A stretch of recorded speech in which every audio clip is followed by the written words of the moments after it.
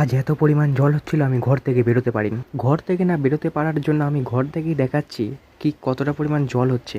আর তোমরা নিশ্চয়ই এটা দেখতে পাচ্ছ, ভালোভাবেই দেখতে পাচ্ছ কতটা জল হচ্ছে। চাল থেকে জল পড়ছে, আমি সেটাই ক্যামেরা বন্দি করছি।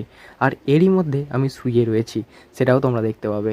হ্যাঁ, কিছু কাজ তো নেই, ফাঁকতে তো যেতে পারি না, এখন তো বিকালবেলা আর প্রচুর পরিমাণে জল হচ্ছে। যেহেতু বর্ষাকাল, জল তো হবেই, কিচ্ছু করার নেই। ভেবেছিলাম আজ একবার গ্রাউন্ড যাব, ওখানে যেয়ে খেলবো, কিন্তু আজ আর হলো না। শুয়ে শুয়ে কেমন যেন বিরক্ত লাগছে, আর তোমাদের সামনে একটা কন্টেন্ট তৈরি করছি, কিচ্ছু করার নেই। কেমন একটা বিরক্ত লাগছে, আর ভয়েসটাও দিতে পারছি না যেহেতু টিনের চাল, আর ভয়েসটা দিলেও ক্যার ক্যার করছে, তাই জলটা একটু হালকা কমার পর আমি ভয়েসটা দিচ্ছি। আর জলটা দেখতেও কিন্তু খুব ভালো লাগছে। একটা সময় আমরা যখন স্কুলে পড়তাম তখন এই দৃশ্যগুলোকে উপভোগ করতাম, বন্ধুদের মধ্যে আড্ডা মারতাম। কিন্তু আজ যখন স্কুল শেষ হয়ে গেছে, কলেজও ক্লাস হচ্ছে না, আজ যেহেতু আবার রবিবার, কলেজের ক্লাস বন্ধ।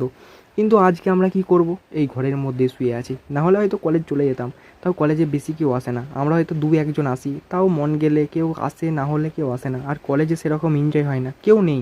প্রথমের দিকে যখন ফার্স্ট সেমিস্টারে ভর্তি হয়েছিলাম তাও দিন কতক সবাই এসেছিলো, কিন্তু যেহেতু ফার্স্ট সেমিস্টার পেরিয়ে গেছে তাই আর কেউ আসেনি। এবার পরীক্ষাতে যখন হয়, পরীক্ষাগুলোর দিনগুলোতেই সবার সাথে দেখা হয়, তাও অনেকে আসে না, তাও অনেকে আসে। কেউ কেউ কাজে চলে গেছে, আবার কেউ কেউ কাজে যায়নি। এরকমই অবস্থা সবারই, আমিও যাই না।